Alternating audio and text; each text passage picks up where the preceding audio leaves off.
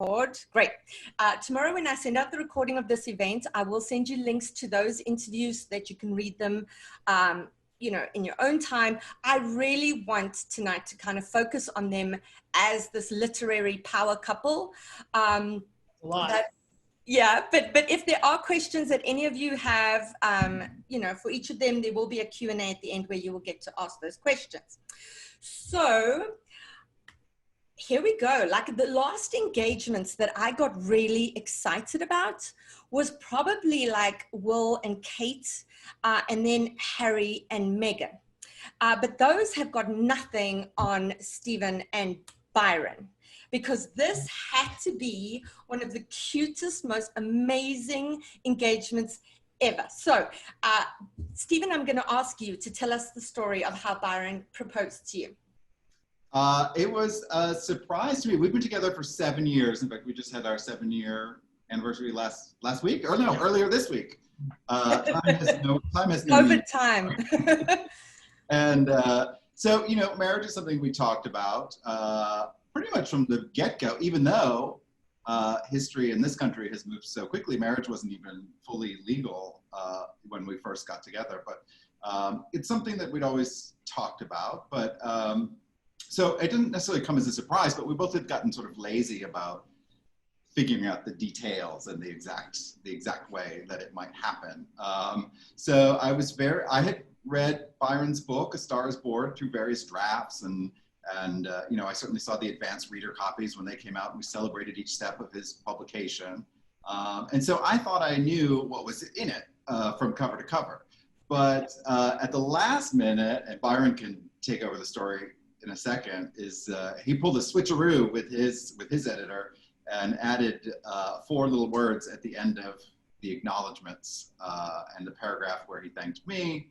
And then finally, when the finished books arrived on our doorstep and we opened the hardcover book for the first time, there were the words, "Will you marry me?" at the end of the acknowledgements. So now we have a proposal that is in the Library of Congress. That is amazing. I couldn't think of a better proposal for 2 writers. It's just absolutely stunning. So did you have to hide the copies away when they first arrived until you were ready to like actually pop the question, or how did you manage that? Well, my editor, James Malia, he rushed them out right off the printer. And so I got them pretty quickly, and I showed Steve right away. I wanted to get it out there before other people started getting their copies, you know? Yeah, absolutely. Well, congratulations to you both. It's just absolutely amazing. So you guys are now pretty much like literary royalty. This picture of you that you posted on Facebook, you see, I'm still stalking you. I'm still stalking your social media. This is your life. Yeah, this is me now. So like I say, not a telephoto lens anymore, but just on social media. Somebody wrote, "You used to look nothing like each other. Now I can't tell you apart." And your reply, "Isn't that the way with gay couples? Doppelbangers. It's only temporary." Oh my word, the doppelbangers was pretty much my favorite comeback. And you so good with the witty comeback, Stephen, on social media. It is only temporary. As you can see, Byron's already growing his hair back, had gone through chemotherapy this year. Yeah, so I want to get to that very shortly, but there is a poll that I do want to do before we dive into that. I think it's also you both had the most beautiful eyes. I don't think it's just like the hair. I think it's the beautiful eyes and the lovely smiles as well. So what I would like to dive into now is a poll, because all celebrity power couples have that name. Okay, so it's like Tomcat or Bennifer or Billary, which was really not a good one for Bill and Hillary at all. No. So guys, I want to do a poll so that we can decide on what their portmanteau is going to be as this. Do we get a vote, or do we have to wait? No, you don't get a say. This is like, this goes to everybody else. So hold on a second. Power couple name. I'm now going to launch the poll, and please, all of you, look for the polling so that you can answer. Here are the options. Beastie, Roland in the Deep. That's fine. Stevron, Byron, come on. You can't beat doppelbangers. So if everybody can please vote so we know what to call you going forward. Do you have a favorite? Are you rooting for one, just out of curiosity? Do you guys have one that you maybe already have? Not really, right? No, we've joked about Stefron and Byron, I think. Oh, there we go. Okay, so I got 2 of them. I really like Beastie. Like Beastie. It's fun. I know. It's fun. It's fun. Okay. But wait, now you're trying to rig an election here. We already have that going on in this country. Yeah, no, geez.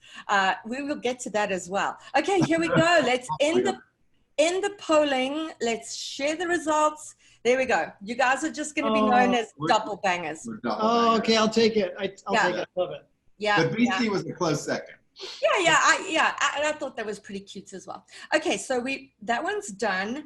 But now, so I scoured your books for clues as to how the 2 of you met, because you haven't told me how you met. And I was trying to figure out how you did meet. So I came up with options, and I would like everybody to poll on how they think you met. And then I would like you to share with us what the answer is. It may not actually be any of the polls that I put together. Hold on a second. Stop share results. Here we go. Very impressed with your tech savviness. Yeah.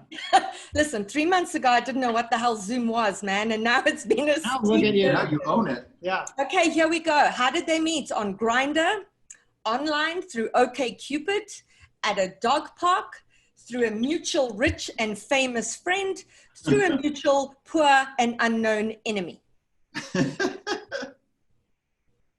Like I say, none of these actually may be right, but I was scouring for clues. So let's see. It's pretty thorough. I mean, you're covering all the bases, really, right? I mean, I'm a really, really good stalker. What can I say? Okay, in the polling, we have got, people said online through OkCupid and then at a dog park. So would you like to share with us the real story? I mean, can you share the real story? I'm assuming it's palatable. Yeah, we met in a cult. I wish. Yeah, that's why we both shaved our heads.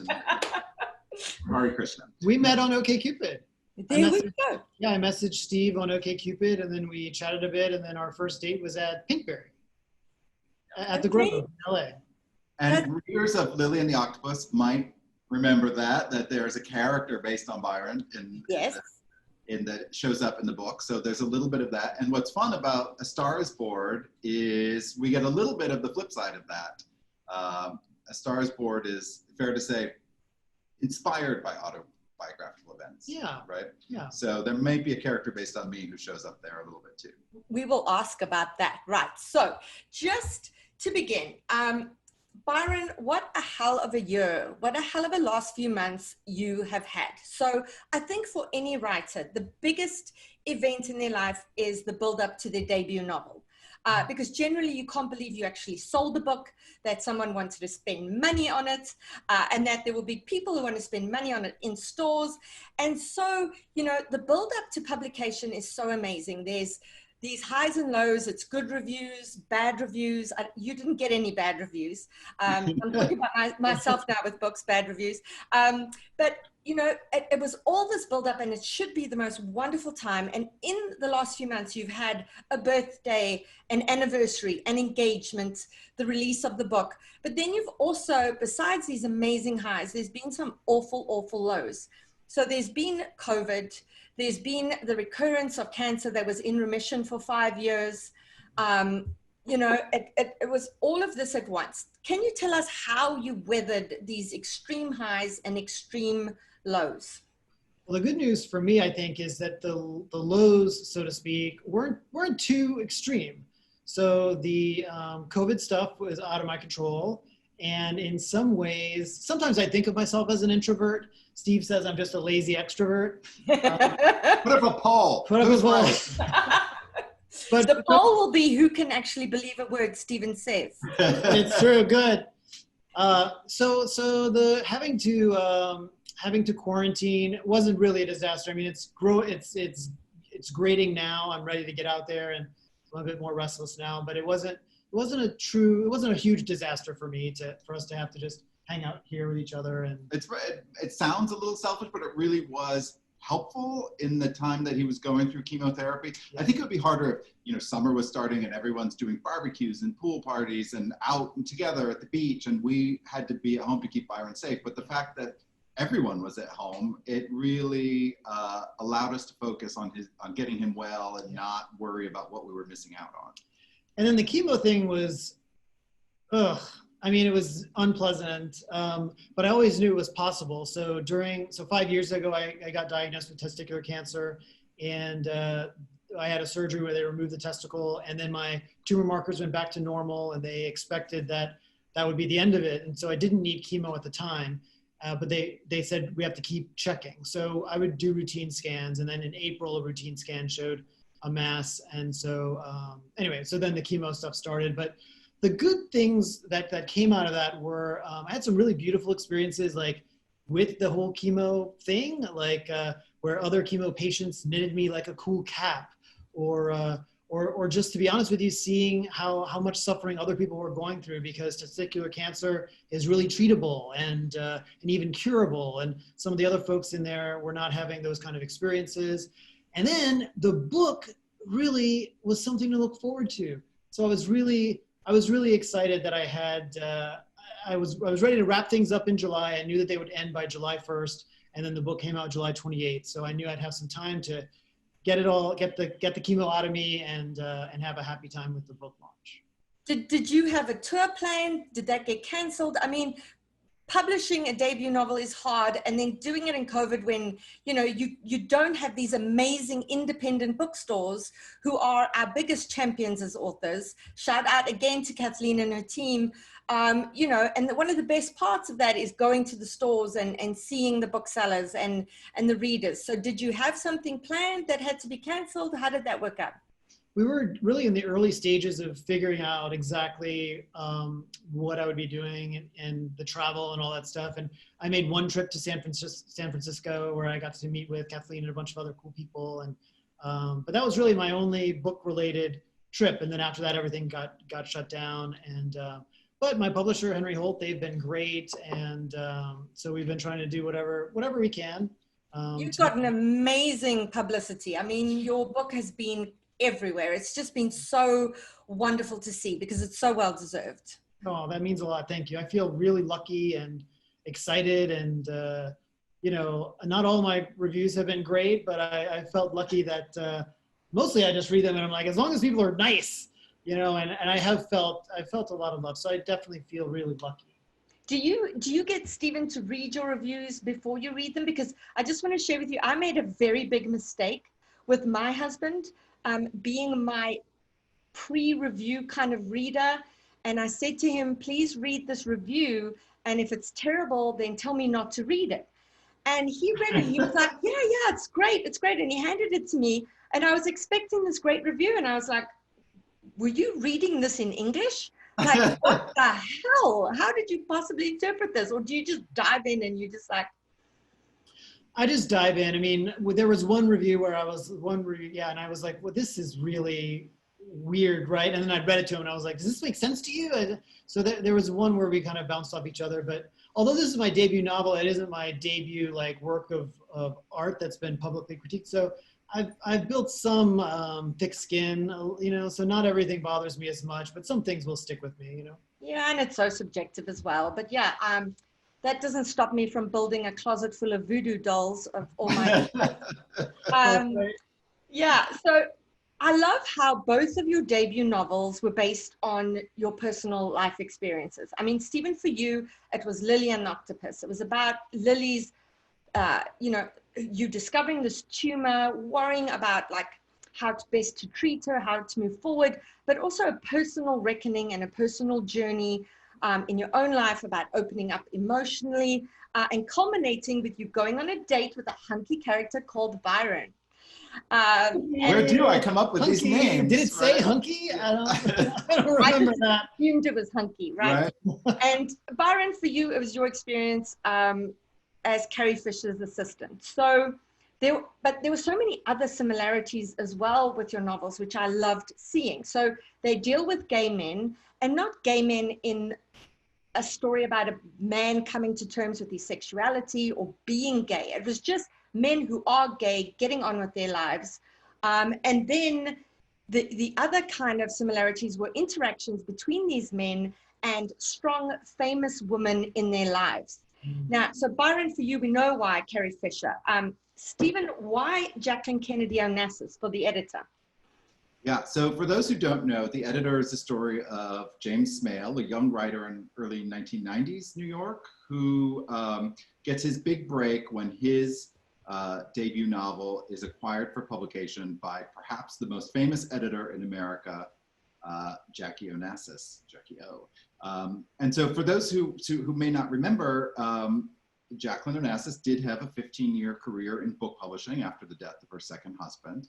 I think people thought originally that maybe she was hired only, you know, as a sort of vanity hire or for her Rolodex for access to people. They were interested in writing books for the publisher. But she really put her nose down and went to work and edited more than 100 titles over the course of her career. So for me, I didn't know her personally. My time in New York came a little bit after she had sadly passed away. But the inspiration came after writing Lily and the Octopus, which is a deeply personal, deeply sort of autobiographical novel. And other than Byron's name, which I didn't change, we had a long conversation about it because I wanted to use this Lord Byron poem to close the book also, which had meant you know, a great deal to me. And it didn't work if your name was Barney or Arthur or you know, something else. Yeah. Barney or Arthur? Yeah, that was in the running? I couldn't be like a Mike? Yeah. Well, if one of you was Barney and one of you was Arthur, your name would be Bartha. Bartha, yeah. Which is put that in a poll. Yeah, okay. put it in a poll. But the one name that, you know, other than Byron's and Lily's, you know, the one identity that was difficult to disguise was Mom. You know, somehow readers figured that code out. And so, you know, I had, you know, on the whole, it was a good experience, but I wanted to sort of explore that because, you know, it was an interesting, you know, it was interesting to write personally and have that out there. This is sort of widely, you know, and Lily was very lucky to find a wide readership. So when it came time to a follow-up, I wanted to explore what it was like having written deeply personal fiction and what that would like. And I needed a device to allow the book within the book and the editor to sort of spiral a little bit beyond the author's original control. And in this case, I was like, what if I hook him up with the most famous editor, not just the most famous editor, but one of the most famous women in the world? And what if the book was about his image of his own flawed mother, contrasted with, you know, this sort of image of America's mother, the sort of perfect mother in Jackie Kennedy Onassis. Yeah, and that's another similarity in the novels is that it explores these relationships between these men and their parents. So for Byron, it was a man and his father. In yours, it was, you know, a man and his mother. Very, very important relationships. So Byron, your hit play was about a depressed gay man who ends up living with Tilda Swinton. Why Tilda? Well, we have a dog named Tilda. She's named after Tilda Swinton. Steve and I were gonna adopt a dog, and we found the photo of this little pup who was blonde and beautiful, but also a little quirky looking.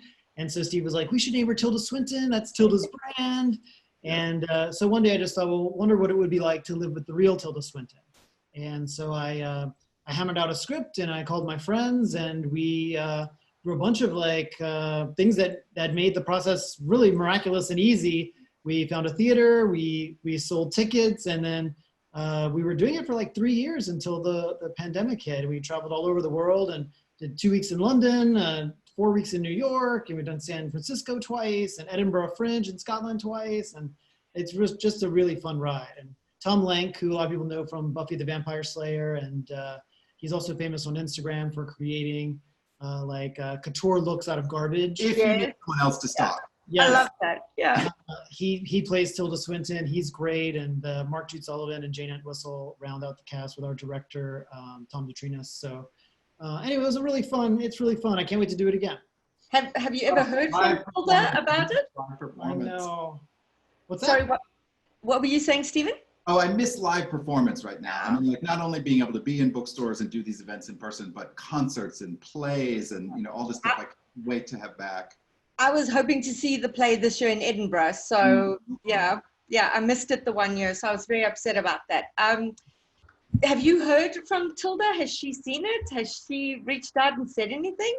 Well, you know her. Like, I always like to say we don't know because she's like wears disguises. She's kind of she's unique. But we did get close. So Tom Lenk in Edinburgh, the first year was handing out flyers and it was like, Tilda play, come see our Tilda play. And a young woman walked up to him and snatched a flyer and said, Tilda Swinton, does she know about this? I'm her niece. And so it was like her niece showed up. And so Tom was like, why don't you join us? You know, so she came, the niece, and brought a bunch of friends. And she really loved it and enjoyed it and showed us pictures with her and Tilda after and said she would pass along a good message. And a bunch of Tilda's friends have come, like Gwendolyn Christie came, and she brought like a designer who does Tilda's clothes, and so it's a lot of like close. You've gotten calls. close. Yeah. And the cute thing to do is at every performance they have a seat taped off for Tilda with a sign with her name on it, sort of waiting. Yeah, in case she goes up. Yeah. I love this 7 Degrees of Kevin Bacon, man. But Byron, if you need notes and tips on how to stalk celebrities, I will be happy. You're available. Please. I will be happy to know. To give you my manual. It's like the assistant's Bible, but for stalkers. I love this. I love this. Right. So I've always wondered, if you write about famous people, do you get kind of any pushback from their family or their friends? I mean, Stephen, did you ever hear from anybody close to Jackie Kennedy in terms of the book, or no? Not directly, but I will, you know, I'll give you this piece of gossip is that, you know, my sort of bookstore spies, I did hear from a bookstore, the bookstore on Martha's Vineyard, that Carly Simon had come in and purchased a copy of the book. And Carly had published several children's books in the late 80s and early 90s with Jackie as her editor. And they had a very close friendship. And in fact, just earlier this year, Carly came out with a book about her friendship with Jacqueline Onassis. So I figured, you know, like it's getting closer. It's getting closer. But, you know, for me, we have a different experience. You have written a character sort of inspired by the idea of Carrie Fisher, who you knew very personally. I did not know Jackie Onassis, so she was a stranger to me. So that required a lot of research, and it was something I took very seriously. But I do get pushback sometimes from readers who say, you know, do you have the right to do that? And I quickly have to ascertain if they're asking, you know, a legal question. Do I have a right to, you know, but, you know, but she's the definition of famous, and, you know, a public figure. And there's a long history of people using real life historical figures in their fiction. The whole genre of that. But also, sometimes I have to discern if they're asking a moral question, you know, like what gives you the right to do that? And that is, you know, I can only answer that by saying it's a responsibility I took very seriously. Not only researching her time as an editor, but speaking to, you know, people that she worked with. And I had a very supportive editor, Sally Kim at Putnam, my editor, who put me in touch with people that Jackie worked with and had reached out and helped make these connections. And, you know, I was so grateful for that. And so I can only say, though, as researched as it is, you know, there's a certain percentage of it that's my interpretation, because I can't know what she said in a room, you know, each of these situations. But I tried to take it as seriously as possible. Yeah, I think you did it amazing justice. You, Byron, have you heard from anybody, you know, Carrie's friends? I think I saw who tweeted about it. It was William Shatner, I think. Yeah, I've only heard great feedback from people who knew her and loved her. William Shatner tweeted his excitement, and Carrie and I, Carrie was friends with Stephen Fry, author and actor, and I came to know him through her, and he's been very supportive and loved the book. And so it's been a really lovely experience. And Carrie used to say to everyone, take your broken heart and go make art. And that really is what I tried to do with The Star Is Born, is capture some of our good times and the spirit of our time together, and put some heart and humor in there. Oh, it felt like a love letter to her, honestly. It was absolutely gorgeous. I'm telling everyone I know to read it. I tell them it's both hilariously funny and gut-wrenchingly poignant. Just hit the exact perfect note. Oh, thanks. I was going to cover it, but then I'm like, nope, that's a review he can hear. He can hear that one. Yeah, we won't get my husband to look at your reviews. Yeah. So, what about the squad of assistants that you wrote about, Byron? Because I mean, I know again it's fictionalized, but like they felt like little nuggets of truth in there. Have any of them reached out to you since the novel came out, or not really? Well, a bunch of them are made up, but I am friends with a few celebrity assistants who I know individually. Like we've never gotten together as a group and really had like a deep breakdown. So there's no secret assistants club?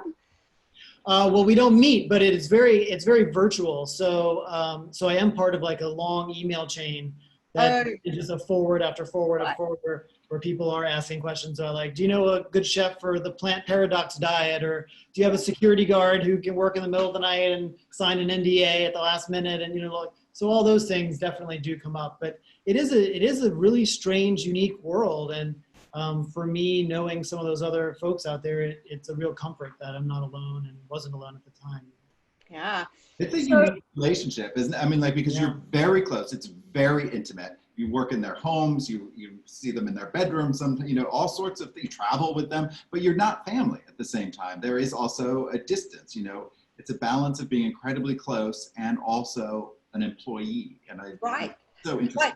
And something that I loved about what Byron explored is the assistants who are the lifers, who actually don't have their own life because they're spending their life in service to somebody else. And it made me think so much to, you know, things like butlers. You know, you think of Downton Abbey and that period of time. You, again, had the staff who weren't allowed to get married, who didn't get married, who spent their life completely in service of another. And it takes a very special human being to have that kind of occupation. And I think you really poignantly showed that in the character of Roger. Again, I don't want to give too much away, but I absolutely loved him as a character. And it would have been so easy for you to kind of stereotype or have this cardboard cutout, but you really, you vividly portrayed the kind of emotional attachment there, which I absolutely loved. Now, from emotional attachment to, so Kathy Cannon calls Charlie Cockring throughout the entire book. That is her nickname for him, Cockring. See, does that also sound classy, Stephen, when I say it? It really does. Cockring and testicles. Yeah, I've been thinking during this whole quarantine that we've been in about travel. I miss travel also so much. And I was like, what are the places where I haven't? And South Africa is definitely at the top of that list. But now when I do go, just warn your fella, you know, expatriate, but warn them that I'm going to run around asking them to say cockring and testing. Go to Camps Bay and they will absolutely insist that you do this. We will talk more about this afterwards. So what was her nickname for you? Can you tell us? Well, cockring was one of them. And it was I was so hoping you were going to say that. Yeah, it's too good to not include. It really captures the spirit of all of it. But she also used to call me like Byronius. Inexplicably, she would call me Jimmy. So it was just sort of normal twat was one. So she was a beautiful, brilliant woman who didn't like things to be boring. And so I think that was just another way to keep it all interesting and fresh and alive. I absolutely love that. I think you can tell so much about people by the nicknames that they choose for other people, you know? I really, really love that. Have there been any takers, Byron, in terms of turning this into a show or a movie? I've just been really focused on the launch and whatnot, but I have an agent at ICM who's been fielding some calls and whatnot, so I'll be excited to see what happens. I think it would be really exciting for a film or a TV show to see these characters brought to life. Yeah. Are you listening? Yes. Are you in there? Are you in there? Yes. Well, and that brings me to you know, your production, Stephen. I mean, COVID has obviously just put a break on everything. So has this kind of pushed back plans for, you know, Lillian the Octopus and the editor? Were the balls rolling there or not so much? No, both are moving forward, although it definitely has slowed the pace a little bit. I hope to have some very exciting news to share on Lily and the Octopus soon. Exciting developments there that I unfortunately can't talk about yet. But And the editor, the editor, I wrote the adaptation. I did not write the adaptation for Lily, but I did do it for the editor. So that script is done, and so that's sort of slightly a holding pattern at the moment until we can get into production again. But I'm very excited about that. The idea of an actress tackling, Jacqueline Onassis in her Yeah. 60s or so, which is, as many times as we've seen the Kennedys portrayed on screen, and never Jackie sort of outside of Camelot or outside of the, administration or assassination or that sort of dark time. So I'm very excited for the opportunity for someone to play her really, out of the shadow of one of her husbands and really thriving on her own. Yeah, that would be amazing. So I'm keeping everything crossed for that. Your next project, Stephen, is The Guncle. Would you like to tell us about that? So good. Does everyone know, if there's anyone who doesn't know what a guncle is, it's sort of slang for a gay uncle, but it's my take on a sort of a Mary Poppins or an Auntie Mame kind of story where an eccentric gay uncle inherits his niece and nephew, and hilarity ensues, I think. But it's, it's a really, we don't have children.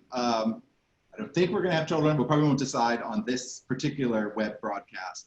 But, Come on, man. Should we take a poll? I'll take a poll. No polls on this. But, it was really interesting for me to explore that a little bit, both what it would be like to be, if I had been a parent, but also like, what is it like to be an artist and not have what is arguably one of life's great emotional experiences in my arsenal? What does it mean to be an artist and not be a parent? So it was a really interesting thing for me to explore. That'll be out next spring sometime, April or May of next year, and I am very tickled with it, and I hope that you all will be too. I will be harassing your editor, Sally, for an advanced reader copy of that as soon as one's available. Byron, what's next for you? Are you going to be writing another novel, or are you focusing on plays for now? Yeah, I definitely want to do another novel. I'm just kicking around ideas and outlining and seeing what I can flesh out and see what happens next. Wonderful, wonderful. So what I would like to do now is we are having a bit of a check your mate game. With Byron and Stephen. I asked them to have you got your pieces of paper and your Yes. Okay, so we're going to be asking. You're all high tech, but we're very low tech. We're just No, that's perfect. That's perfect. So what I'm going to do is I will ask Byron a question about Stephen. You guys need to turn your backs on each other and write the answers down. So Stephen will write the answer that he believes is the right answer. You will write the answer that you believe, and then I'll ask you to kind of flash them at the same time, and we'll see how well you two know each other, okay? Oh, okay. And then, I'm really nervous about this. I'm ready. What is your name again? Who are you? And then after this, we will open it up to the Q&A. You'll either be able to raise your hand and I'll activate your microphone so you can ask a question, or you can just type in the question into the chat and I will ask them on your behalf. Okay, here we go. Byron, this question is for you, and Stephen will write down his own answer. So, in the event of an emergency, that means you would both have to flee your house in the middle of the night, what 3 things would Stephen grab in order of importance? 1, 2, and 3. Oh, I messed up the order. That's fine. You can just renumber them. Okay. Okay. Okay, we'll wait for Stephen to finish. Okay. Yeah. Have you got them? Uh-huh. Yeah. Okay, wonderful. Okay, flash your answers. Let's see. Here's what I say. I wrote Tilda, laptop, and then liquor cart. I also put Tilda, glasses, robe. You are not going to run out of there naked in the middle of the night? No, you're It's not above me. Does he sleep naked? Yeah. Then I would grab your robe, Stephen. Okay, all right, fine. Mind you, you can hide behind the liquor cart. So that's actually good thinking. It's like that's true. 2 for 1. You can drink outside the house while you cover all the bits. So that's good. Yeah. I love that you both We got Tilda. We got Tilda is safe and alive. Yeah. Thank there you. we go. Yeah. Wonderful. Okay, now, Stephen, if Byron was in a restaurant with Donald Trump, oh God, who suddenly started choking, would Byron order the lobster bisque or the clam chowder? the lobster bisque or the clam chowder? Oh, do we Write it down.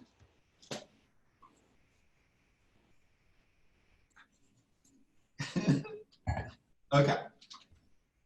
Let's see. What? We didn't do that one. We didn't do that one right. In either way, we would sip our soup and watch. Exactly. Yeah. I should have There's said, no Hippocratic oath for authors. I suppose I should have said, would you A, have taken photographs, Oh, B, yeah. carried on eating. Okay, good. Now, Byron, this one's for you. Yeah. Which item of Stephen's clothing would you happily allow to be kidnapped and never pay the ransom for? Oh, goodness. Item of Steve's clothing. Oh, wait. Just the one? Oh, man. And if it's a kaftan, you have to specify which particular kaftan and what patterns on it. Oh, man. I hear so much writing over there. He knows which of his clothes you hate. Maybe this isn't a gay couple thing. I'm thinking as a straight woman, like I think of half the stuff my husband wears that I would happily have kidnapped. Yeah, well, we're also, we're not the same size either. A lot of gay couples can share. This is lame. This is lame, but I'll explain. I just put your swirly shoes. You don't like the swirly shoes? I think those swirly shoes have to go. It's too many shoes, baby. I do. What did you say, Stephen? I said I have a ratty writing sweater.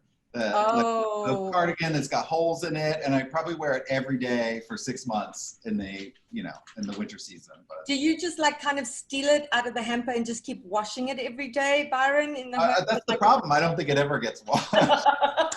That is a lot. Scissors. Okay, you're slowly taking bits out of it at a time. There is a lot. Yeah. Oh, you know what? I was actually chatting to a friend last night, and we were talking about how when he was a toddler, his mother took his blankie away from him. And apparently she cut chunks out of it in bit by bit, day after day, until eventually he was only like kind of stuff. See, this is South African parents for you. I mean, we were when he was a toddler, is that what you said? Yeah, we were pretty much raised by wolves. I thought you said when he was a cobbler and they made him make shoes. No, as a toddler. Well, okay.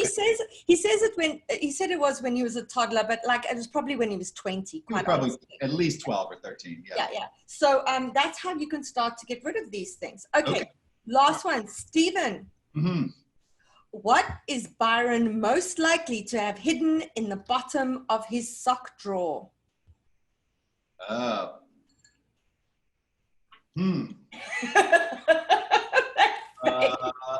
Yeah. You're so good at this stuff. I know. Who, me? Yeah. Oh, please. I have things hidden all over the house. He loves putting things in drawers that I'm like, no, this drawer has to be designated. This is socks only. Like, you can't put receipts in here. As we learned from you during a Stars board, you are extremely, extremely organized. I try. If I didn't know that your birthday was recently, I would have pegged you as a Capricorn because I was super impressed with your organizational skills. Thank you. Maybe I'm like a Capricorn rising or something. I don't know the rules, but I don't even know what that means. All right, so somewhere at the bottom of his sock drawer, I put my swirly shoes.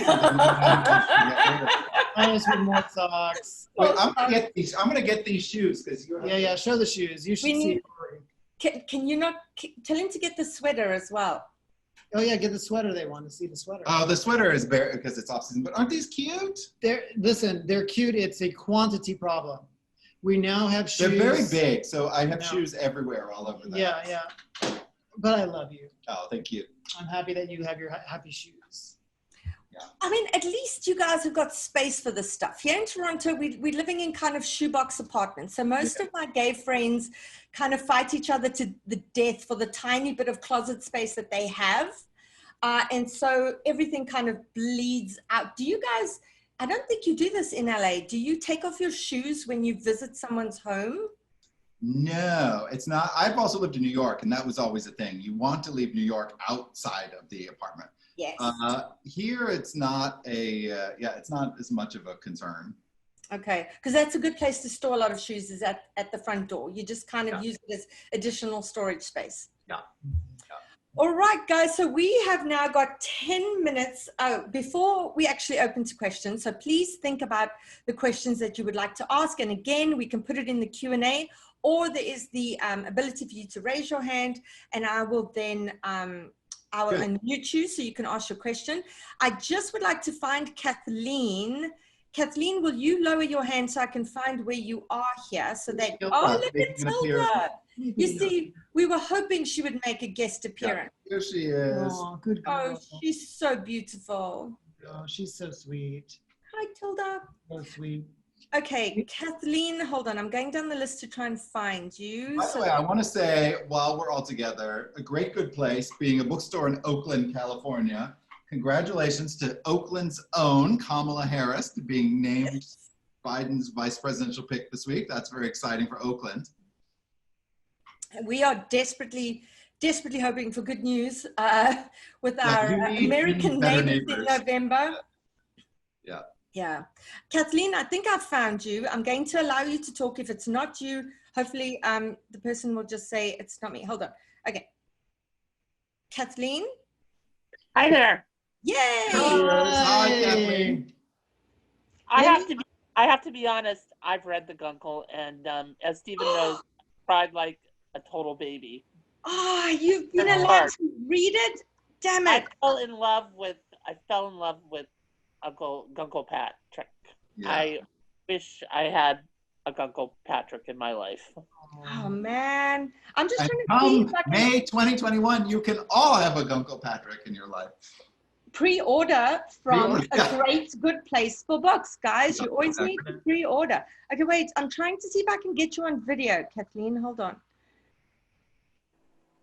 There we go. Okay, I'm going to try and put you on video, promoting Here, so. promoting to panelists. We love. Says you're a panelist. Are you there? It looks like she's on. Yay! There you are. Okay. Yay! Hi, friend. Hi, friend. So I have to tell you that as Byron and Stephen know, I nominated myself as their wife.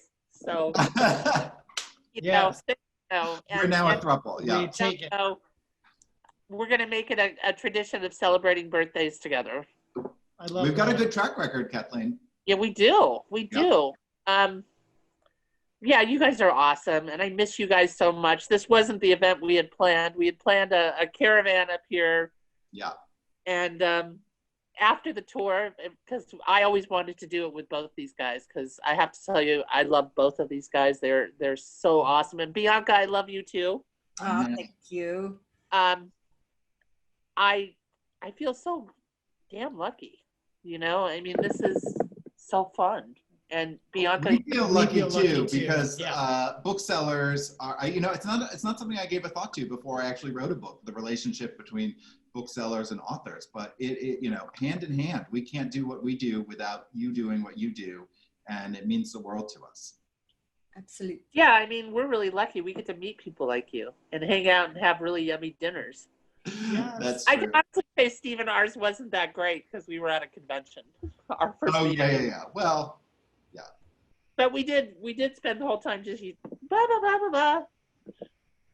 As Wendy said, it was like we had known each other forever. I said, it's well, true. It's true. I don't like to eat before I have to get up and speak anyway, because then I'm nervous. I have something Yeah. in my teeth. Yeah. Yeah. The cocktails help though. The cocktails help, absolutely. Definitely. Cocktails do help. I'm wanting to open up for the questions because I think we have Please. quite a bit of questions. Kathleen, Let's is there get 'em in here. anything else? Is there Lightning anything round. else that you would like to say while we have our captive audience? Is there something coming Yeah, up I just you'd want like to thank promote? everybody I want to thank everybody for coming on board today. I've been so excited about this event, and you know, I have to say I'm really, really lucky because we have like the most amazing customer base in the world, and I feel that we're here because of you guys, and thank you so much. And Bianca, you've been a rock star throughout this. This is our second event, and hopefully we'll do more because I think we're going to be at this for a while. Definitely. And Stephen and Byron, you guys just rock. Oh, we love you. Thank you. Thank Yeah, you. and Hilda's very cute. I was going to bring Sadie on, but she left the room. Yeah, Sadie has left the building. yeah. Thank you so much, Kathleen. Thank you. We will definitely do more events together. So you will be hearing from me. Okay, everybody. Love Have you a guys. good- Love you. Cheers. Bye. Okay. Right. Okay. Let's go to questions. It doesn't seem like anyone's raising their hands. Okay. Question for Stephen. First of all, I love the editor on so many levels. I think there are so many of us who have written novels that we hope to put out in the world, that read your book and love the journey we got to take with James and get a glimpse of what that whole experience entails. So thank you so much for letting us live vicariously through James. When you were doing your research, were you able to speak to any of the writers who were lucky enough to work with Jacqueline Kennedy at Viking or at Doubleday? Yeah, I did speak with a writer who had was lucky enough to have Jackie as her editor. That was an invaluable experience. I became close with a man named Bill Kuhn, who wrote a book called Reading Jackie. So if you have read The Editor and want to know more, Reading Jackie is a nonfiction book about her career in publishing that has all sorts of tidbits and interviews in that. And that was a great help to me in her research. On top of that, I read a number of the books that Jackie was working on at the time that The Editor takes place, so that I could sort of try to recreate what other manuscripts were on her desk, what topics were of interest to her in that moment, what thoughts might have been at the forefront of her mind. So there was all sorts of triangulation in terms of the research and really coming together to try to create a very well-rounded and accurate portrait. Wonderful. Okay, Judy, I'm about to allow you to speak. I think you have to activate your microphone on your own side. Hi, Judy. Hey guys, and thank you, Bianca. Love from Chicago. Yay! Fine. You need your own show. Yes. Okay, fellas. This may sound like really, really shallow, but you know, I have to ask this question, and you cannot tell me you haven't thought of this. When Netflix and HBO are, fighting over the deals for your respective books, and you can get anything you want, who is going to play both Jackie and respectively Kathy? And then, yes, the editor, but I'm really dying to hear who is going to play Stephen. Or Byron. Oh God, I'm getting you two. You two just That's come. all right. It's It's a blurry line. It's not I know. just you. I got it right. I got Stephen. Oh my gosh. Yeah. But who are going to play your star in your respective, whether it's a TV, whether it's a movie or a miniseries? Is it going to be the actor who plays Frodo? He'd be great. With me, I get that a lot. I get Elijah Wood. So yeah, he'd be great. But my fantasy, if I could make any fantasy happen, is that it would basically just be Postcards from the Edge 2, and it would be a Meryl and Shirley MacLaine again. To me, that would be awesome and fun. And so that's my super fantasy wish list dream. I've always pictured like a Julia Louis-Dreyfus or Lisa Kudrow or somebody for Kathy Hannon also. Yeah, they'd be great too. I mean, there's all sorts of. what a dream Yeah. to throw any of these names out, really.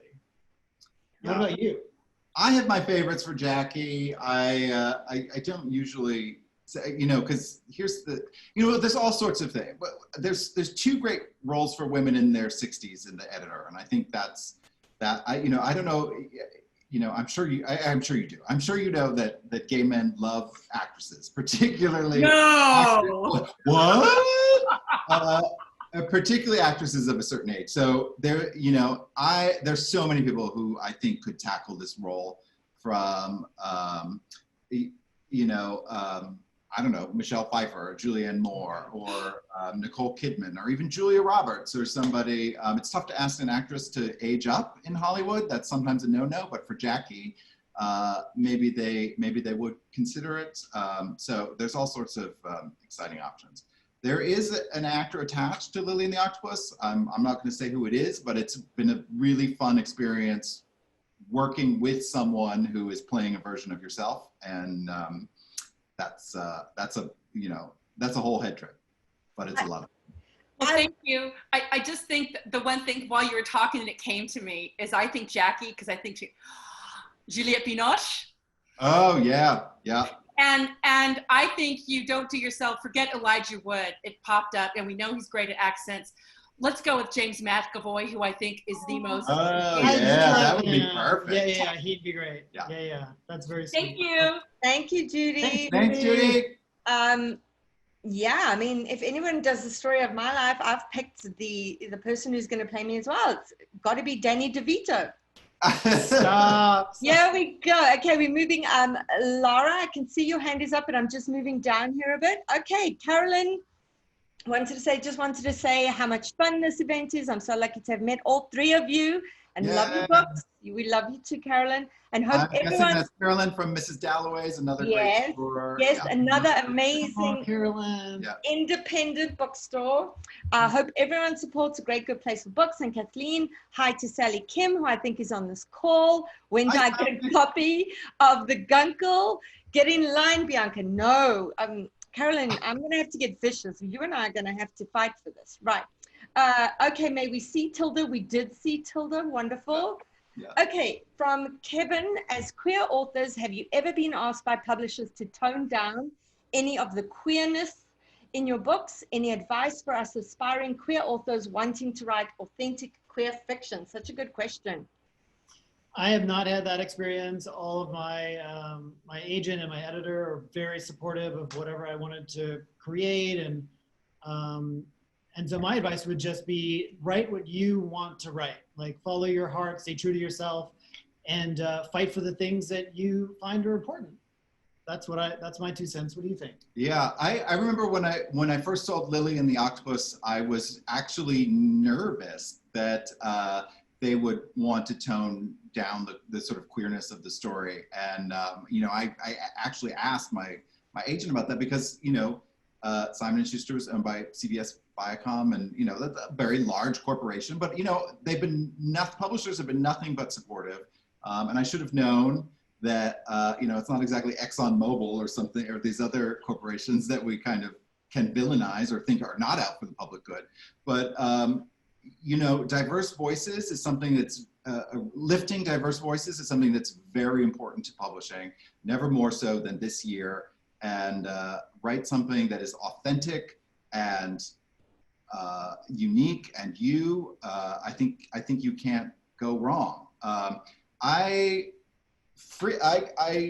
sometimes will cringe sometimes when people say, "Oh, I love your book because it's not too gay," or I don't think of it as a gay book. And I think, what they think sometimes is there's not a lot of explicit sex in it or something. But it is, I write from a queer perspective. I'm a gay man. My humor, my politics, my empathy for other people, my pop cultural references, everything is all influenced by my experience as a gay man. So I absolutely think of these as queer books, but I'm glad that they're accessible to a wide audience.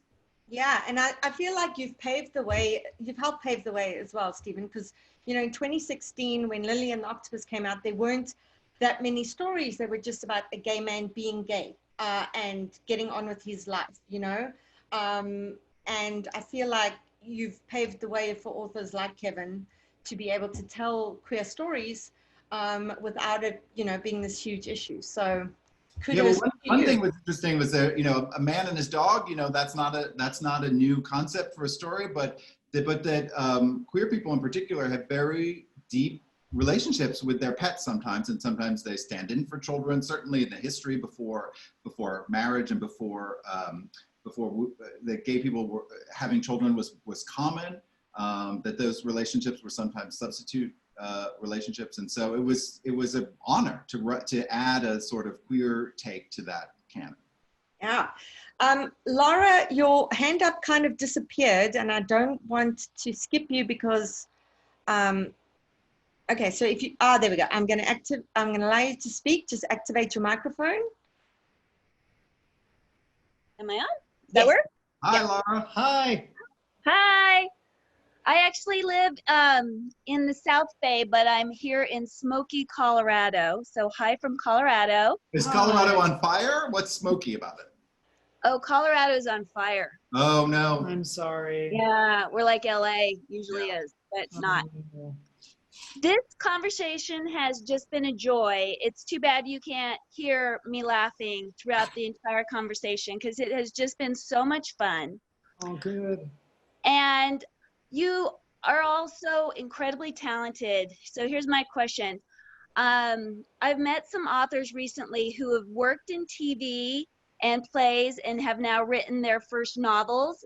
And they find that the novels are just so much more satisfying. And I'm wondering how you guys feel. What medium do you think is the most satisfying, is the most fun? Do you enjoy the most? Can you talk a little bit about that? Sure. Well, for me, this project of all my projects has been the most successful, and in that way, it's been the most rewarding. But it's also very writer friendly. So for the most part, what I put on the page, the manuscript that I submitted to my agent is the same pretty much that got submitted to my editor. That is the same pretty much that is in the book that you can hold in your hand. And everyone the whole time was just very supportive of like what the writer wants, what the writer feels, what the writer has created. And so in those ways, it's really rewarding. And for other mediums, it's sometimes a lot more collaborative. And I'm lucky because in my life, those collaborations have yielded many fruitful and beautiful experiences. But it's not always like that. Sometimes those collaborative experiences are more of a grind.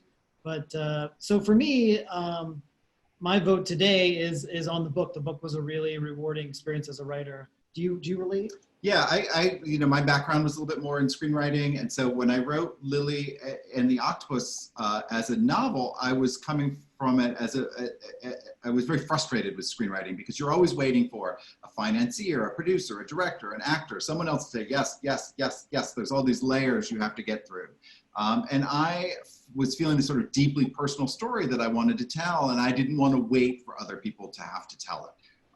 Even if that meant that I was going to self-publish, which is an option I explored early on.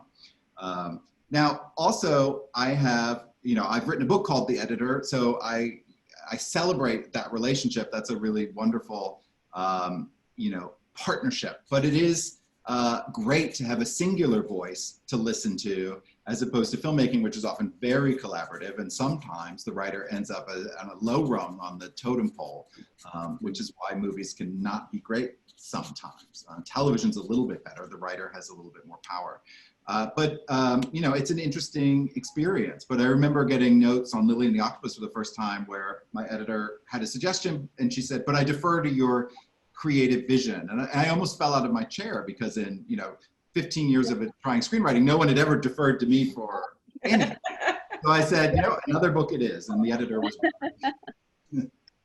Very cool. Wonderful. Thank you. Thank you, Laura. Okay, we've got time for one question because we're already 5 minutes over. Esther, you've had your hand up. I'm going to allow you to speak. Just unmute yourself. Are you there? Esther? No? Did I cut off Esther? I hope not. I'm terribly sorry if I did. Okay, so I'll just take one more question from here. Okay, good question. What are you both currently reading? Oh, that's a good question. You want to think for a second? Yeah, you go ahead. I just started Dear Edward, which was out earlier this year. I think January, maybe. I feel like I'm behind always because I'm work. I'm thrown into that, and then I come up for air, and I pick up books that I've sort of had on a list. My to be read pile grows. Also, a great perk of the job is often getting to read things before they are published. And so, there's some wonderful things coming next year too. But right now I'm in the throes of Dear Edward. And as soon as this call is over, I'm fixing another drink and going right back to it. Stunning book. Yeah, I Byron? just finished Heart of Junk by Luke Geddes, which I really loved, about a antique mall and all the quirky characters that work there, which also reminded me a little bit of Carrie, because when we would travel, she would like to go to these quirky places and find crazy things. But Kim Powers has a new book out that I'm very excited about, Rules for Being Dead. So that's on my to-be-read list. I'm ready to dive in. Wonderful. Okay, time for one absolute last question. Suzanne Dugard, I am allowing you to speak if you can unmute yourself. Are you there? I am. Hi, thank you so much. Hi. So my question is for both of you. I'm curious to know if you ever find that when you're writing based on your own life, if it's actually more challenging, that it's difficult to diverge from the events as they actually happen, because you've got this voice in the back of your head saying, oh, no, that's not right. That's not how it went down. Good question. That is something that I have experienced. So I would say in early drafts of A Star Is Born, and even Last Will and Testicle, and even things about the Tilda Swinton play that were personal, all of those early drafts, it was hard to not want to, it was hard to inject a lot of imagination. But then it gets down to I got to move this plot along. I got to finish this manuscript. I need an ending, and so all those realities take over, and you just infuse it with whatever imagination and creativity you need to get it done. That's kind of, but it can be a challenge. Yeah, I have no problem rewriting my own life. In Lily and the Octopus, I was writing about my dog had a brain tumor, and I thought that was not interesting to write about. So I switched it to an octopus, that she had a small octopus on her head, because I knew what I was writing about was attachment and how difficult that it can be to let go. And in that case, I knew if I stuck to the emotional truth about how the experience felt, that I could change any of the biographical details and be fine with it. I felt more responsibility writing about Jackie Onassis. There were times when I thought, oh, if Jackie would just say this, or if Jackie would just do this, it would really help move this chapter along, when in fact I knew for a fact that Jackie would never say that or never do that. And so I was bound by her truth, and I did not feel comfortable rewriting that. But sometimes that can be a gift. Sometimes when you're writing a novel, you're creating worlds and characters out of whole cloth. So if you have research and you have some rules and boundaries, sometimes that helps writing, because it gives you a challenge to fix a problem in a creative way within these certain parameters, and sometimes that can be helpful. Wonderful, wonderful. Guys, I'm afraid we've run out of time. I know there's a whole bunch of unanswered questions. You all have my email address, because that is where the link came out from. If you have a burning question that we didn't get to ask, please email it to me this evening, and I will email it to Byron and Stephen tomorrow and see if they have some time to answer it for us, so that I can incorporate that when I send out the recording and the links to all the interviews that they've given. Byron and Stephen, this has been such an absolute joy. The time during COVID has just been a dumpster fire. Your engagement just made my year. Chatting to you tonight has just been so absolutely wonderful. I think it's exactly what we all needed. So thank you for taking the time, and thank you for being you. I can't wait until we can make it to Toronto, and next time in person. Yes. And Kathleen, thank you for having us as well. Yeah. Support your independent bookstores. They're going through a rough time. You want them to be there in your community when this is all over. Yes. So don't let them be another casualty to this difficult year. Absolutely. Thank you for buying a ticket for tonight. Thank you for your amazing support. I hope you enjoy the rest of your weekend, and I hope to see you again at another event that will do with a great good place for books. Thank you. Thank you, Stephen and Byron. Have a good evening. All right. Take care. Bye, guys. Bye.